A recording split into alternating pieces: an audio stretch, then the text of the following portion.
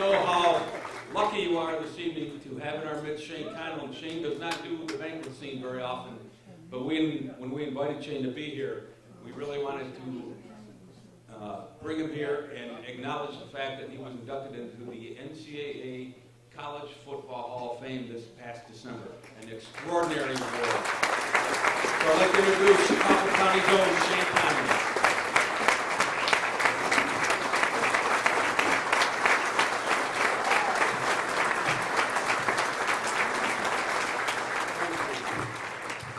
Well, you'll find out soon why I don't do a lot of these things. First of all, I'd like to congratulate all the inductees, the players that were awarded, the coaches, and I just want to say something to Scott Kimberg, who was a big, obviously, we tell the same story, and about him, he was at my bowl game. He was hanging with my parents, the same kind of story. And I know he pushed for that College Football Hall of Fame, and I really appreciate that. Scott Kimberg, please.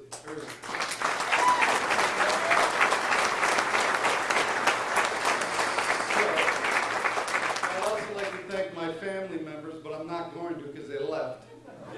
So they had this really tough drive from Frewsburg, New York, which is about 8 miles away, and I came from Pittsburgh. It took me 3 hours in a snowstorm, but they got it. I get it. Yeah, right. It's a school night, I guess, right? So obviously the only other family member I have here is my beautiful wife, and I thank you for everything. She was there at the beginning. We can tell you stories about why she was there at the beginning. We're at the, this is a pretty funny story. So we're on the sideline, we just started dating, and I got pulled out of the game, and we're just standing around, and you know, the game's over basically, and the other second team's in, and I get this little tug on my thing, and it's Caroline. She's like, I said, what are you doing down here? He goes, I don't know, I just want to talk to you. It's like in the middle of a game. So some hiding her, boom. Then in the NFL, I remember seeing her on, we were playing the Jets, and it was this driving rainstorm, and she was working in New York at the time, and I remember seeing, I wonder if Caroline's here, and then you see her on the jumbo truck, she's like, yeah. So, that's all. So, but the beginning of that video, I seriously wanted to thank Tom Sharp, because he's being very humble or whatever, but without him, I literally was only recruited by one school and one school only.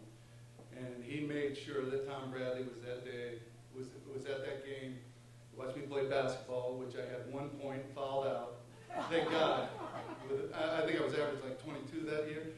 And I had 1 point, I was like, oh my God. But he liked it. He left at halftime, which was, I thought, oh man, that's over. But, you know, I owed it all. And then Tom convinced Joe Paterno to take a shot on him. So, and, you know, the rest is kind of history. So, you know, I remember, I hate telling the story, but right before Joe died, I went to see him.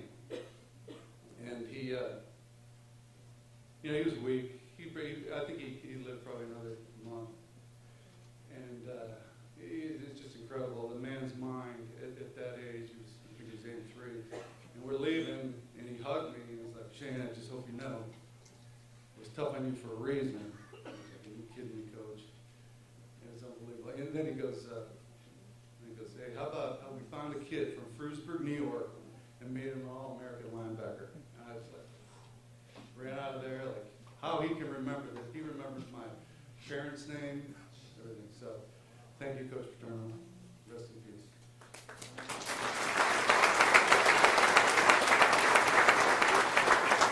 So, real quick, I'll be done here.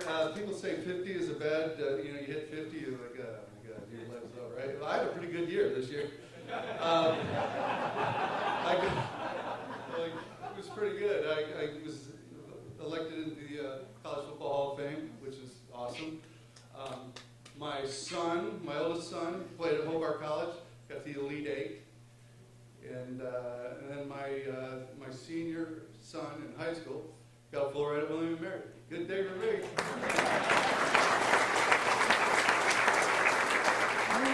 So thank you all for coming, and God bless. Thanks.